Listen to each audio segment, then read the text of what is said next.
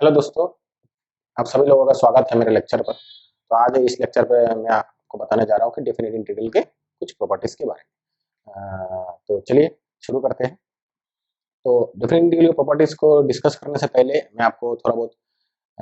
Area के बारे में बताना चाहता हूँ कि area of a non negative continuous function, जो मैंने एक्चुअली बता अपने लेक्चर में मैंने बताया है पिछले कुछ मतलब पास्ट कुछ लेक्चर में मैंने बताया है कि how to find the area. जैसे हम कैसे एस्टिमेट कर सकते हैं कि अगर आपके पास कोई फंक्शन है, आपके पास अगर कोई फंक्शन है,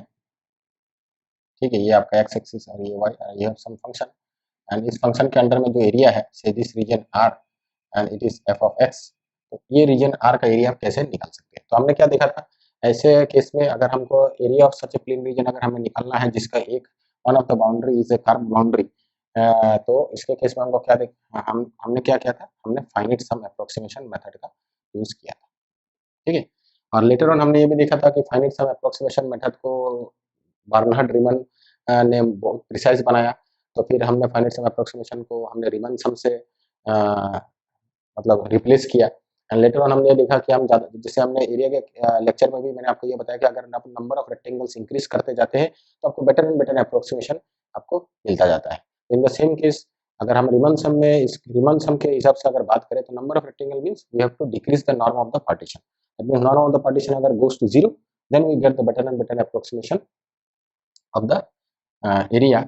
बाउंडेड बाय द कर्व। ठीक है, तो इस केस में हम क्या कह सकते हैं, अगर कोई नॉन नेगेटिव कंटीन्यूअस फंक्शन है तो इसके अंडर इस रीजन का एरिया दैट विल बी, अगर ये नॉन नेगेटिव कंटीन्यूअस फंक्शन है defined over some interval closed interval a comma b, a to b, and the area under this non negative continuous function will be the definite integral of the function a to b f of x into dx. Okay, तो that is the area equal to a to b f of x into dx। तो इसी का idea लेके हम थोड़ा बहुत definite integral का property को डिस्कस करेंगे, थोड़ा बहुत रीमन सम का भी हम इंट्यूटिव आइडिया का यूज करके हम डेफिनेट इंटीग्रल के प्रॉपर्टी को डिस्कस करेंगे, क्योंकि हम ज़्यादा डिटेल प्रूफ में नहीं जाएंगे, क्योंकि अगर हम रीमन के डेफिनेशन ऑफ इंटीग्रेशन का यूज करके अगर हम डिटेल प्रूफ में जाए तो थोड़ा बहुत ये टीडीएस हो जाता है, टीडीएस वर्क हो जाता है। लेकिन अदर मैं आपको मैं कोशिश करूंगा कि आपको सिंपल तरीके से डेफिनेट इंटीग्रल के प्रॉपर्टी को समझाने की। ठीक है, तो चलिए शुरू करते हैं। तो सबसे पहला प्रॉपर्टी है कि ऑर्डर ऑफ इंटीग्रेशन। ठीक है,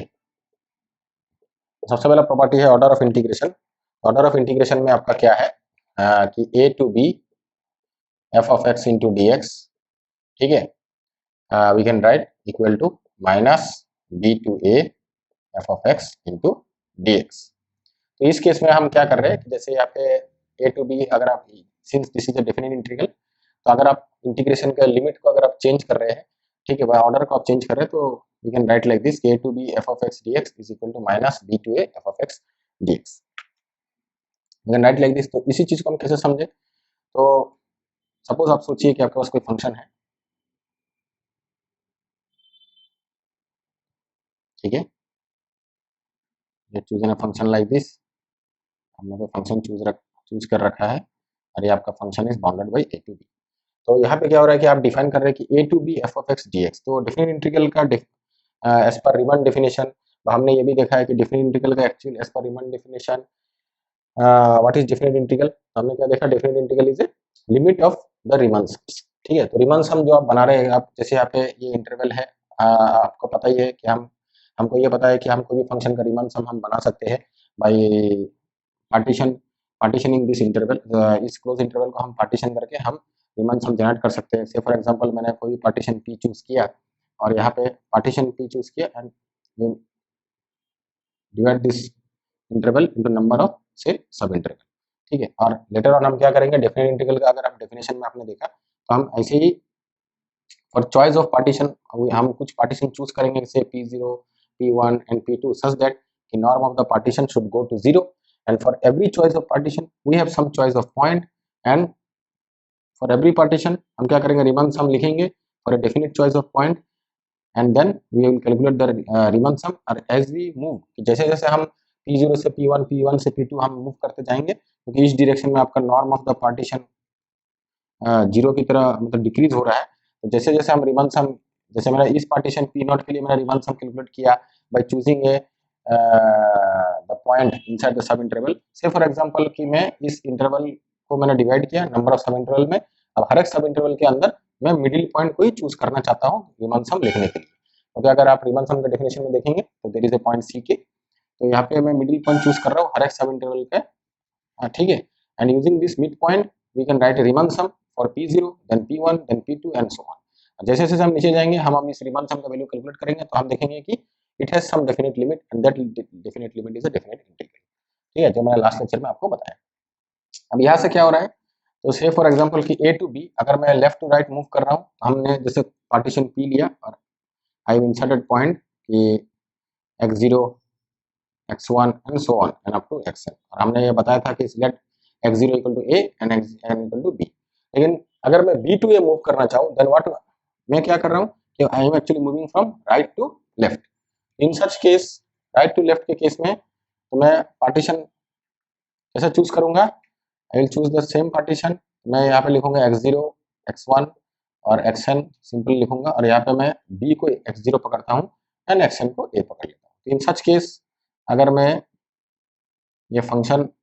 सेम फंक्शन है मेरा, ठीक है, और ए एंड बी, नाउ अगर मैं यहाँ से पार्टीशन इंसर्ट करूँ, ठीक है, एंड सो ऑन के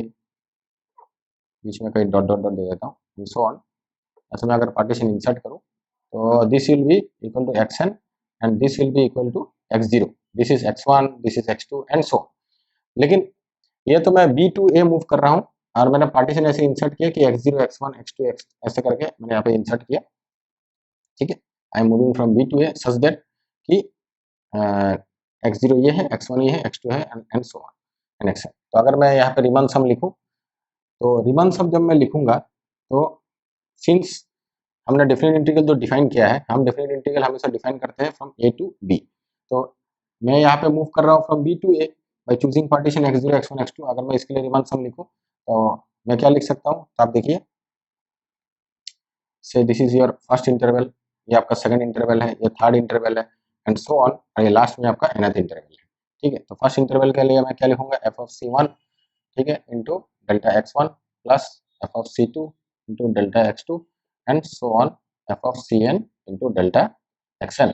ये केस है कि आपका अगर आप b से a तक अगर आप मूव कर रहे हैं फ्रॉम राइट टू लेफ्ट, तो in such case we can create Riemann sum like this and Riemann sum अगर लाइक दिस। अभी अगर जैसे हमने डेफिनेट इंटीग्रल बारे में क्या सीखा कि हम a टू b मूव कर रहे हैं f ऑफ x, ठीक है, a टू b हम मूव कर रहे हैं f ऑफ x, तो इस केस में हम क्या देखेंगे, अगर हम अब मैं अगर डायरेक्शन चेंज कर लूँ फ्रॉम a टू b तो इन दैट केस हमको क्या मिलेगा, that case I will write Riemann sum like this. Suppose a to b मैं मूव कर रहा हूँ फ्रॉम दिस, तो फर्स्ट पॉइंट मुझे क्या मिल रहा है, I am getting f of cn, then I am getting हमको मिल रहा है xn minus 1 minus xn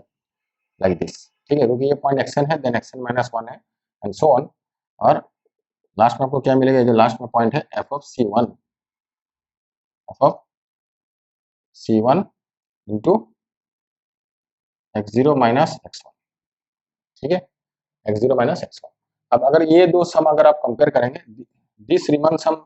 from b to a and this is the same partition के अंदर में सेम चॉइस ऑफ पॉइंट के लिए, क्योंकि पॉइंट ऑफ जो हमने पॉइंट भी यहाँ पे चूज किए, ये पॉइंट भी मैंने यहाँ पे चेंज नहीं की because this c1 and this c1 is same, ठीक है। और सिमिलरली हमने यहाँ पे समेशन b टू a के मूव, जब b से जब a की तरफ मूव किया तब हमने ये समेशन लिखा, और जब हम सेम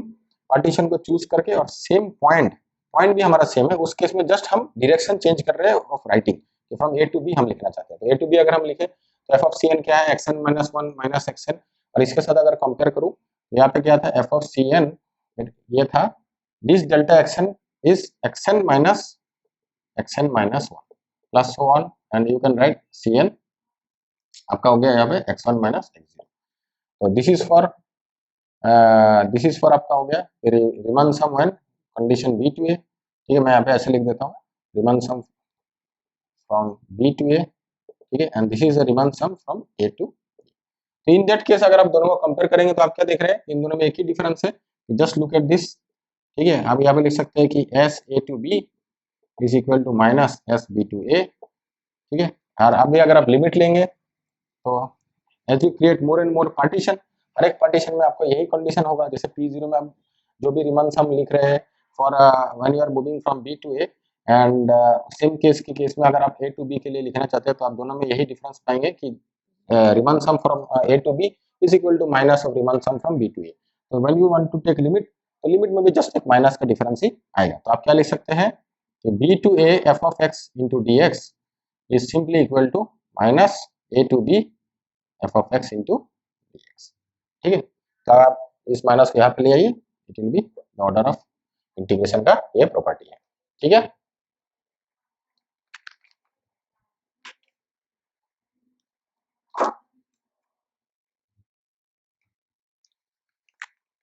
तो चलिए नेक्स्ट प्रॉपर्टी हम देखते हैं।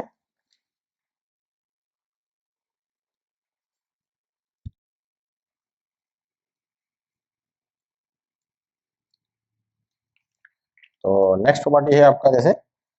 Zero with interval. एक है कि जीरो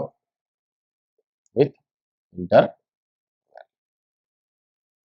ठीक है। तो इसका मतलब ये है कि अगर आप A to A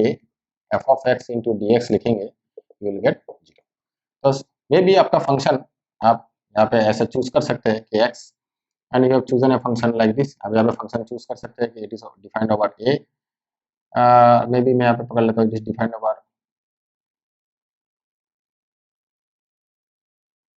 maybe say it is for B and maybe it is defined over C. और आप यहाँ पे चूज करना चाहते हैं कि from A to A, and now you want to find the integration from A to A.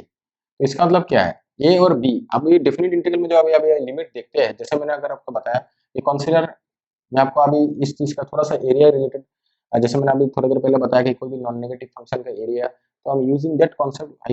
Let me explain कि ये जीरो की होता है। क्योंकि डेफिनेट इंटीग्रल, अगर सपोज ये फंक्शन मेरा नॉन नेगेटिव फंक्शन है, ये suppose this is non negative function and I have taken continuous function, ठीक है। कंटीन्यूअस फंक्शन चूज करने का यही मतलब मजा है कि continuous function over a close interval is always integrable. And non negative यहाँ पे मैंने इसलिए चूज किया क्योंकि इसके अंदर में अगर जो डिफरेंट इंटीग्रल आएगा that is related to the area of the function, ठीक है। इन दैट केस आप यहाँ पे देख रहे हैं कि जब भी हम लोअर एरिया के केस में हम क्या लगाते हैं, जैसे ये फंक्शन के अंदर में एरिया क्या है,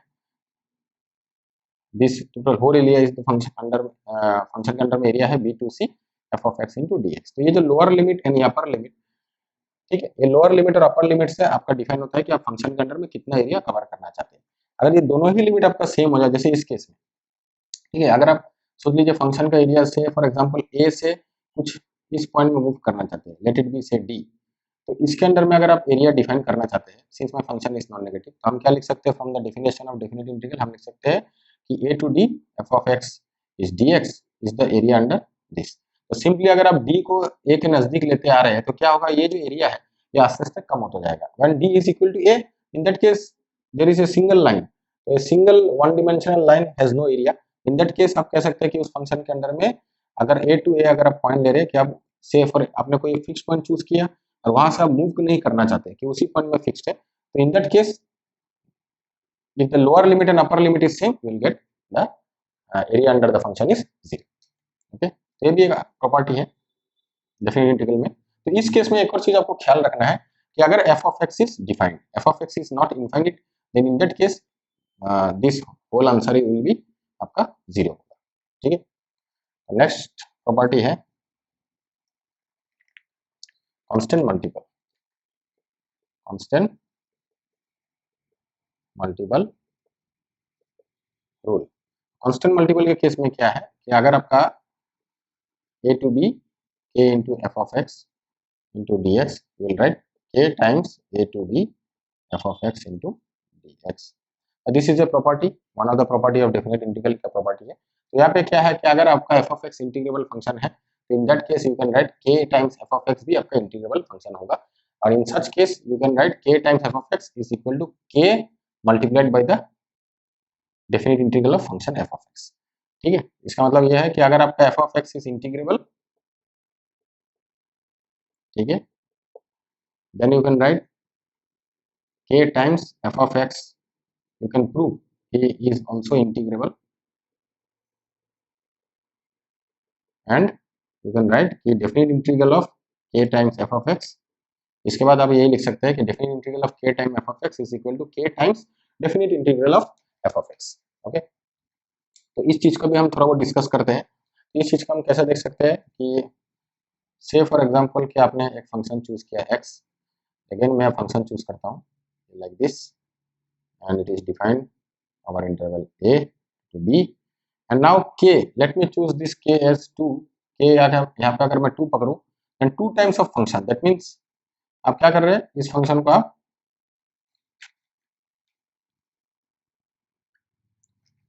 आप ऐड कर रहे हैं, मतलब अपने साथ ही ऐड कर रहे हैं कि f of x plus f of x. और सिंपली आपको अगर आप मेरे फंक्शन के लेक्चर में देखें, वहाँ पे मैंने बताया है कि multiplying with a constant number gives you vertical scaling. यहाँ पे हम स्केलिंग कर रहे हैं, तो स्केलिंग मतलब ये हमारा हॉरिजॉन्टल जैसा रेंज है ये सेम ही रहेगा, बस वर्टिकली ये थोड़ा बढ़ जाएगा. उससे सपोज ये almost it will be like this, little bit actually one, अब इससे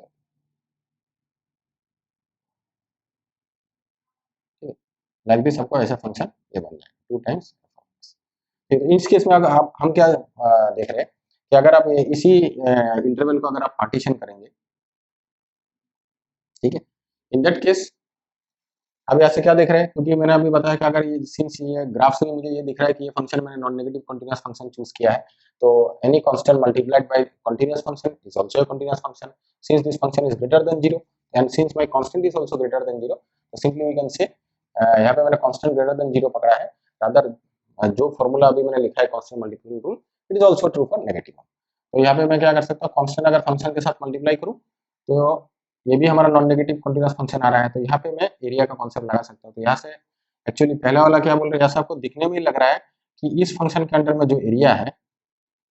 ठीक है, तो एरिया जो हम कैलकुलेट कर रहे हैं, अब एरिया कैसे कैलकुलेट करते हैं, हम फाइनाइट सम अप्रोक्सीमेशन से करते हैं. यहाँ पे मैंने जो भी यहाँ पे पार्टीशन किया है, हर एक पार्टीशन के अंदर हम पॉइंट चूज करेंगे. अब सेम पार्टीशन रखकर, सेम चॉइस ऑफ पॉइंट रखकर हम पहले इस फंक्शन के लिए रीमान सम लिखेंगे, ये जो एफ ऑफ एक्स है, और सिमिलरली हम सेकंड फंक्शन के लिए रीमान सम लिखेंगे twice of F of x. तो आप ऑलमोस्ट देखेंगे कि इस फंक्शन के अंडर में जो रीमान सम का लिमिट आ रहा है, दैट मींस जो डेफिनेट इंटीग्रल है, वो मैंने थोड़ी देर पहले बताया कि that is the area under this function. तो सिंपली ये जो फंक्शन है it is double of this function. तो from this picture we can easily say कि the area under twice F of x is simply the double of the area under F of X, क्योंकि ये range तो fixed है, just ये function का shape भी आपका चेंज नहीं हुआ. जस्ट यहाँ पे क्या हो गया कि यहाँ पे जो आप रीमान सम में जो पॉइंट में जो आप वैल्यू चूज कर रहे थे, it will simply get become double, ये डबल हो गया. तो अब अगर मैं इन दोनों का रीमान सम लिखूं for same partition P and same choice of point, कि मैंने यहाँ पे पार्टीशन पी सेम फिक्स पकड़ा है और चॉइस ऑफ पॉइंट भी सी के, से फॉर एग्जाम्पल सी के में मिड पॉइंट चूज करना चाहता हूँ, तो इस केस में मैं क्या लिखूंगा, फॉर दिस रीमान सम अगर मैं लिखूँ for the Riemann sum for twice F of x, मैं क्या लिखूंगा, इट विल बी पहले Riemann sum of F of x लिखते हैं. यहाँ से क्या होगा, simply f of C one into delta x one plus f of c two into delta x two and so on, let for example. लेकिन simply अगर मैं twice F of x देखूँ, अब मैं सी वन फिक्स रखा हूँ यहाँ पे, let this be delta x one, और यहाँ पे मेरा पॉइंट जो है this point is c one. Now c one is fixed for the same point and for the same width of the interval. F of x के लिए मैंने Riemann sum लिख लिया, से अभी मैं इसके लिए रीमान सम लिखना चाहता हूँ, this function, let this be capital f of x. तो इसके लिए मैं क्या लिखूंगा, इसके लिए रीमान सम होगा, first point will be F of C one into delta x one. तो देखिए दोनों केस में delta x one is same, और F of C one is now 2 times of F of C one. In such case you can easily prove कि इसका लिमिट after choosing so many partition और choice for different choice of points, इस का जो definite integral निकल रहा है, इस रीमान सम का जो लिमिट आ रहा है, दैट लिमिट इसका जो आ रहा है, और इसका भी for the same partition and for the same choice of point, इस रीमान सम का जो लिमिट आ रहा है, दैट रीमान सम का limit is twice of the limit of that Riemann sum. That means हम कह सकते हैं कि 2 टाइम्स एफ ऑफ एक्स के अंदर में जो एरिया है, that is simply equal to the twice of the area under the f of x. ठीक है, तो इन दैट केस ऐसा हम इजिली कह सकते हैं, ए to B A times F of x into D x, ठीक है। You can simply write like this, this is F of X. अगर इसको मैं एफ ऑफ एक्स पकड़ता हूँ that will be A to B F of x into D X, and that में अगर इसका रिवर्स हम लिखना चाहूँ कि limit norm of the partition tends to 0, I can write F of सी के इंटू डेल्टा एक्स के equal to 1 to n. Now from here f of ck I can write this is equal to k times f of ck into delta xk, and limit norm of the partition, same partition, tends to 0, k equal to 1 to n, and since k is constant, oh sorry, here this k and this k is not, तो यहाँ पे मैं i पकड़ लेता हूँ, this is little bit problem, आपको confuse हो जाएंगे, i equal to 1 to n, since k is constant तो k will come out, तो यहाँ पे आपको हो जाएगा limit norm of the partition tends to 0 summation, you can write simply I equal to 1 to n f of ck into delta xk, ठीक है। क्योंकि अब मैंने कहा क्या कहा था कि इसका लिमिट तभी एग्जिस्ट करेगा अगर मेरा ये फंक्शन इंटीग्रेबल है। यहाँ से देखिए अगर since f of x is integrable that means this limit will exist and ultimately you can say the overall limit इसका भी एग्जिस्ट कर लेगा and that will be equal to k times this, हम यहाँ पे लिख सकते हैं k times a to b f of x into dx, okay. Hence ये प्रॉपर्टी आपका प्रूफ हो गया। ये आपका कांस्टेंट मल्टीपल रूल है, सिंपली आपके पास सम एंड डिफरेंस रूल है। सम एंड डिफरेंस रूल यह है कि ए टू बी हम लिख सकते हैं f plus ji of x into D x equal to a to B F of x d x plus a to b g of x into D x. तो यहाँ पे क्या है, यहाँ पे देखिए कि if f and g are both integrable function over the interval a and b, then you can prove f plus g of x is also integrable, and the integral the definite integral of f plus g is equal to definite integral of f of x plus the definite integral of g of x। तो इसका भी proof हम रिमन के मतलब detail statement से भी रिमन के definition से दे सकते हैं, but that will be little bit, मैंने आपको कहा ही कि अगर आप डिटेल प्रूफ में जाओगे तो थोड़ा बहुत मतलब आपको टीडियस वर्क लगेगा, लेकिन आप इसको अगर थोड़ा सा हम सिंपली अगर इसको थोड़ा सा ग्राफिकली समझे तो अच्छा ही होगा। तो देखिए अगर सोच लीजिए से फॉर एग्जांपल कि आपके पास एक फंक्शन है कांस्टेंट फंक्शन, सिंपल आइडिया का मैं चूज करता हूँ, आपके पास कांस्टेंट फंक्शन है that is F of x, and another function है से फॉर एग्जांपल, ठीक है, दोनों ही एक ही इंटरवल में है। यहाँ पे 0 और ये मैं b पकड़ लेता हूँ, यहाँ पे मेरा a और सिंस फॉर एग्जांपल के this point is equal to a, ठीक है, a इक्वल टू 0, अब इसको शिफ्ट करके भी पकड़ सकता है, ऐसा कुछ नहीं है। अब f ऑफ x और ये मेरा g ऑफ x है,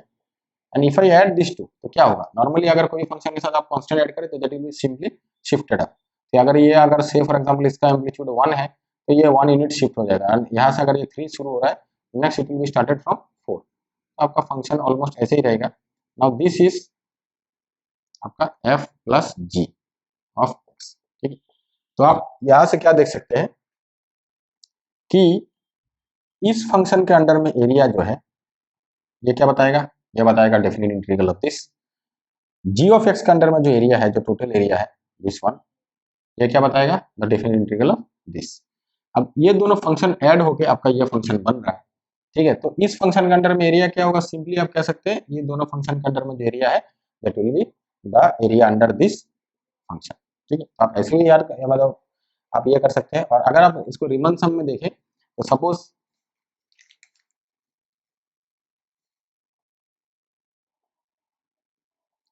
अगर आप इसको रिमन सम के हिसाब से थोड़ा सा गेस करना चाहते हैं तो ये भी इजी है, आप सेम पार्टीशन चूज करिए से फॉर एग्जांपल, तो यहाँ पे आप देखिए कोई भी सेम पॉइंट आप चूज करिए, तो यहाँ पे आप जो इसका रिमन सम बना रहे हैं सेम पॉइंट में आप यहाँ पे जी एक्स का ये वैल्यू लेंगे, एफ ऑफ एक्स का वैल्यू लेंगे, और सेम पॉइंट में आप इस फंक्शन का भी वैल्यू लेंगे, ठीक है। तो आप यहाँ से क्या कर सकते हैं, इसका जो आप रिमन सम लिखेंगे that will be simply this plus this, ठीक है। तो मैं हालांकि मैं आपको ऐसे लिख के दिखा रहा हूँ, rather this is not so much accurate, ठीक है। अगर मैं यहाँ पे लिखना चाहूँ कि limit norm of the P, partition हम सेम रखेंगे टेंड्स टू 0, कि एफ प्लस जी यहाँ पे मुझे रिमान सम का लिखना है, that is equal to summation, same partition same choice of point रखना चाहता हूँ, that is I equal to 1 to n f plus ji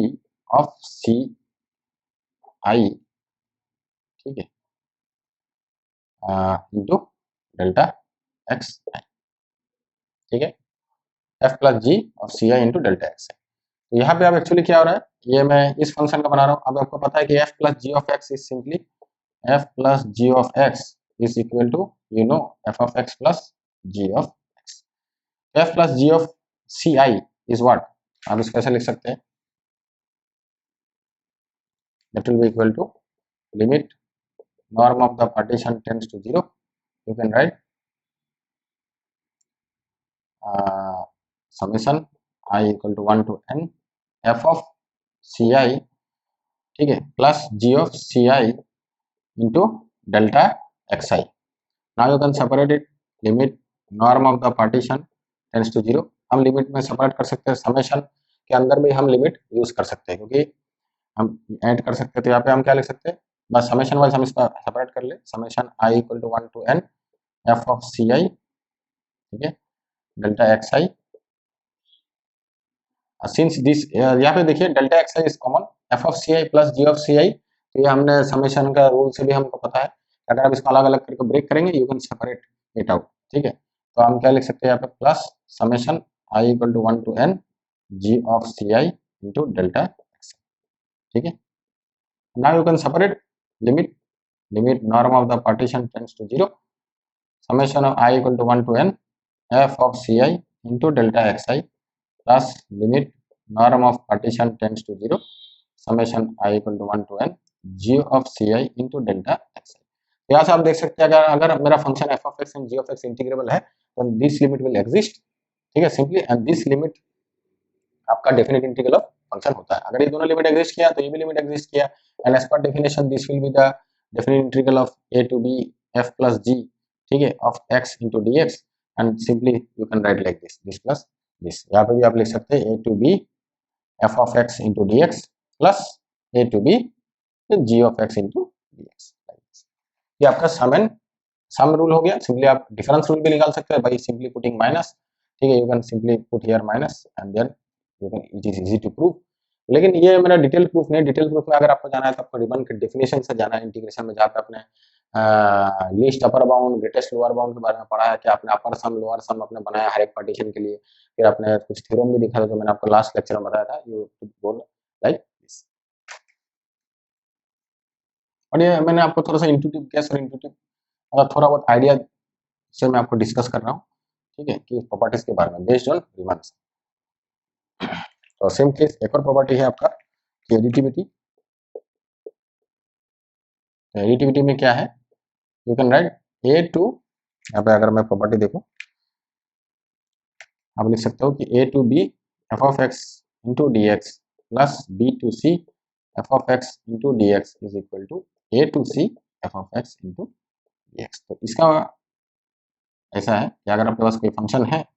and you have chosen function like this, इसका मतलब से this is a, this point is b and last this point is c. आप क्या कह रहे हैं कि ए टू बी, पहले आप क्या कर रहे हैं, ए टू बी आप डेफिनेट इंटीग्रल कर रहे हैं, तो a to b definite integral means यहाँ इस फंक्शन के अंदर इतना तक area, area of this region R1, and then we are doing B to C. B to C is the area of this region R2. Now what is this? A to C f of x dx. This is the area under the whole interval. मतलब area under the curve for the interval A to C. तो अब यहाँ से देख के पता चल रहा है कि ये पूरा एरिया है, the total area that is, पूरा जो ये मतलब पूरा जो ये एरिया है, पूरा area is equal to what, the total area is equal to R equal to R1 plus R, ठीक है। तो from guess you can simply say this plus this is equal to this, आप कह सकते हैं ये जो मैंने प्रॉपर्टी लिखा है दैट इज ट्रू, ठीक है।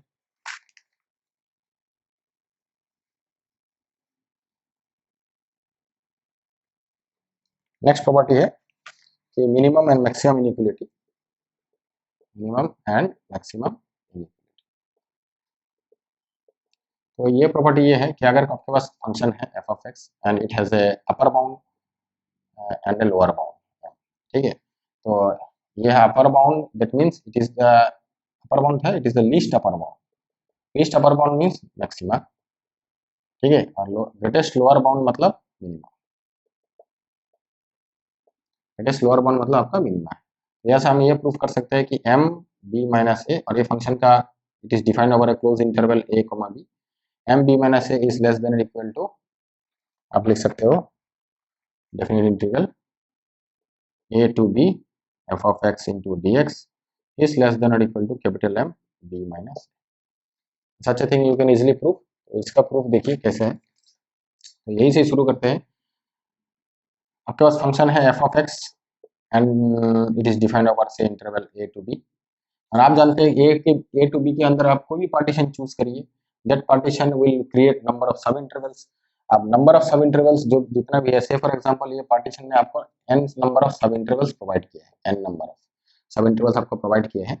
तो n सब इंटरवल का अगर आप विथ ऐड करेंगे तो आपको क्या मिलेगा, से फॉर एग्जांपल आपको delta x1, delta x2, delta x3 and so on delta xn, आपको नंबर ऑफ सब इंटरवल्स मिले। If you add all this thing you will gate, क्योंकि डेल्टा x1 इज व्हाट, आप मेरे रिमान सम के लेक्चर्स में देखिए जाके, और मैंने बताया delta x1 is x1 minus x0, ठीक है, प्लस से on it is x2 minus x1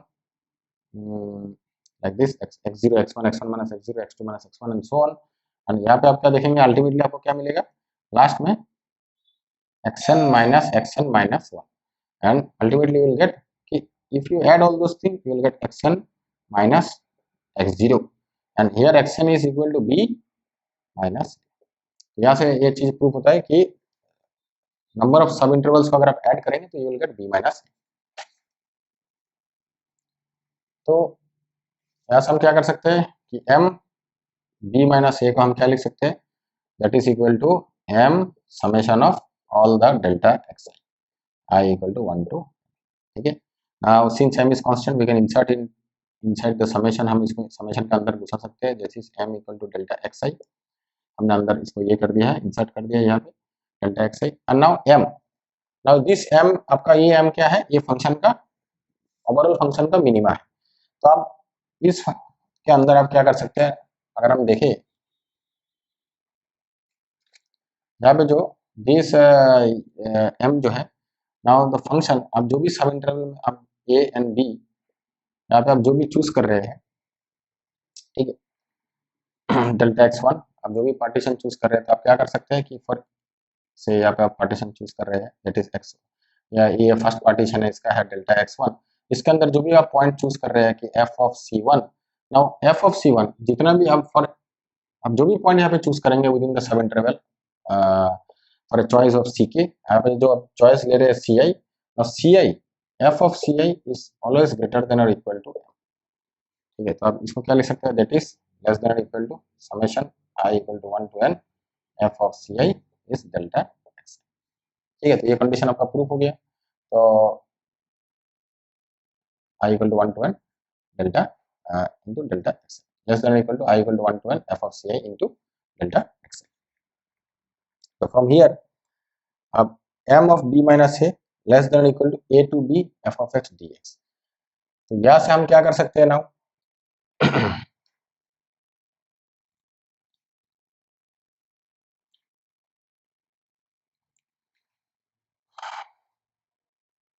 तो यहाँ से आप आइडिया ले सकते हैं कि I equal to 1 to n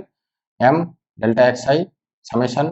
that is equal to I equal to 1 to n f of ci into delta xi। ऐसा करके आप क्या बना रहे हैं कि आप जितने भी आप रिमन सम बना रहे हैं, all the Riemann sum is greater than this m into delta xi। If you take the limit of all the Riemann sum that will be greater than m of b minus, ठीक है। तो हम क्या लिख सकते हैं ultimately कि since limit norm of the partition tends to 0, you can write f of ci into delta xi since f of ci, okay, it's always greater than f of ci is always greater than or equal to m, you can write here the limit that is greater than or equal to limit norm of the partition tends to 0 summation m into delta xi since m is constant, since आपका m यहाँ पे constant है, ठीक है, since m is constant we can write limit आप m यहाँ पे बाहर निकाल सकते हैं, तो limit norm of the partition tends to 0 summation of delta xi। Now you know summation of delta xi is ultimately m b minus. ऐसा करके सिमिलरली आप उल्टा मतलब मैक्सिमा के लिए भी प्रूव कर सकते हैं, and then we are getting maxima and minima. Next and last most मैं आपको यहाँ बता रहा हूँ डोमिनियन प्रॉपर्टी। दैट इज अगर आपका f of x is greater than or equal to g of x है, then you can simply write a to b f of x is greater than or equal to a to b g of x। सच है कि आप यहाँ से देख सकते हैं, ये इजी है कि आपके पास अगर दो फंक्शन है over the interval a and b, एक फंक्शन आपने ऐसे बनाया और दूसरा फंक्शन से आपने यहाँ से चूज किया, ठीक है। तो आप यहाँ से क्या देख सकते हैं, say for example it is f of x and this is g of x as per the question. यहाँ पे f of x है, ये g of x पकड़ा है, तो अब ये साइड क्या बता रहा है कि a to b f of x, अगर ये फंक्शन ऑब्वियसली जो जितने भी प्रॉपर्टी लिखा है सब प्रॉपर्टी के केस में फंक्शन आपके इंटीग्रेबल होने चाहिए। तो यहाँ पे जो f of x आपने चूज किया, तो दिस साइड क्या बता रहा है आपको कि f of x के अंडर में एरिया। अब आप से ग्राफ से देख के पता लगा सकते हैं, जो एरिया है that is the area under the f of x, and g of x के अंडर में जो एरिया है that is the area under g of x। तो देख के आपको पता लग रहा है कि this the area under the f of x is greater then area under the g of x। अब कभी-कभी ये इक्वल टू भी हो सकता है, इसलिए हमने दिया कि if f of x equal to g of x, in that case both the area will be equal, ठीक है। तो such this is the property dominion property of a definite integral, ठीक है। तो ये प्रॉपर्टी जानने से क्या फायदा होता है, इसके लिए मैं आपको एक प्रैक्टिस प्रॉब्लम, सिंपल से प्रैक्टिस प्रॉब्लम हम लेते हैं, हम देख सकते हैं। जैसे फॉर एग्जांपल आपके पास कुछ गिवन है कि -1 to n से f of x into dx equal to, आपके पास डेफिनेट इंटीग्रल कैलकुलेटेड है 5 and given is 1 to 4 f of x into dx is equal to 2 and -1 to 1 h of x dx is equal to 7। तो अगर आपको किसी ने कहा कि calculate these things are given and if you want to calculate, say for calculate 4 to 1, you want to calculate 4 to 1 f of x into dx। how to calculate 4 to 1 f of x dx? अब देखिए यहाँ पे -1 to 1 दिया हुआ है, 1 to 4 दिया हुआ है, ठीक है। these things are given, तो you can see here same function and 1 to 4 and just you are reversing the order, मतलब order of integration property आप यहाँ पे use करिए। 4 to 1 f of x dx, that means you can know, we'll write 1 to 4 f of x into dx and इसका पूरा answer दिया हुआ है दैट इज इक्वल टू 2, ठीक है। तो that is ultimately equal to -2। In the same case एक और कैलकुलेट अगर आप करना चाहते हैं, से फॉर एग्जांपल 2 नंबर कि -1 to 1 you want to know 2 times f of x plus 3 times h of x into dx, ठीक है। तो यहाँ पे भी देखिए कि आपने 2 times f of x and 3 times h of x, तो पहले आप इसको सम रूल यूज करिए, सम रूल करके आप इसको सेपरेट करिए एंड देन आपको कांस्टेंट मल्टीपल रूल यहाँ पे यूज करना है। तो अल्टीमेटली आप यहाँ पे लिख सकते हैं -1 to 1 2 f of x dx plus 3 -1 to 1 h of x into dx and you have the answer. -1 to 1 का आंसर है 5, तो it will be 2 into 5 plus 3 into 7। In this way you can use the property to calculate क्या बोलते हैं, और भी ज़्यादा definite integral आप कैलकुलेट कर सकते हैं by using the properties of the definite integral. तो इस लेक्चर में, तो आज के लेक्चर में इतना ही। इस लेक्चर में मैंने आपको थोड़ा बहुत डेफिनेट इंटीग्रल के प्रॉपर्टीज के बारे में बताया है, हालांकि मैंने इतना डिटेल प्रूफ यूज नहीं किया है, लेकिन थोड़ा बहुत मैंने आपको इंट्यूशन दिया है। And all this property you can also prove, हम इसको डिटेल से भी प्रूव कर सकते हैं जब हम देखेंगे आने मतलब और कुछ लेक्चर्स के बाद, जब हम फंडामेंटल थ्योरम ऑफ कैलकुलस पढ़ेंगे, जब आप देखेंगे कि डेफिनेट इंटीग्रल और डेरिवेटिव के बीच में भी एक रिलेशन है, in that case we can use we can वहाँ पे हम डायरेक्टली हम प्रूव कर सकते हैं इन डिटेल फॉर्म में। लेकिन रिमन सम के आइडिया, रिमन के डेफिनेशन ऑफ इंटीग्रेबिलिटी से भी हम इसको प्रूव कर सकते हैं, लेकिन that thing is little bit complicated. So इसलिए मैंने आपको थोड़ा बहुत ग्राफ, थोड़ा बहुत रिमन का आइडिया लेकर मैंने ये प्रॉपर्टी को आपको डिस्कस किया है। तो आशा करता हूँ आपको लेक्चर अच्छा लगा होगा। अगर आपको लेक्चर अच्छा लगे तो आप जरूर शेयर करिए, कमेंट करना ना भूलिए। So thanks for watching.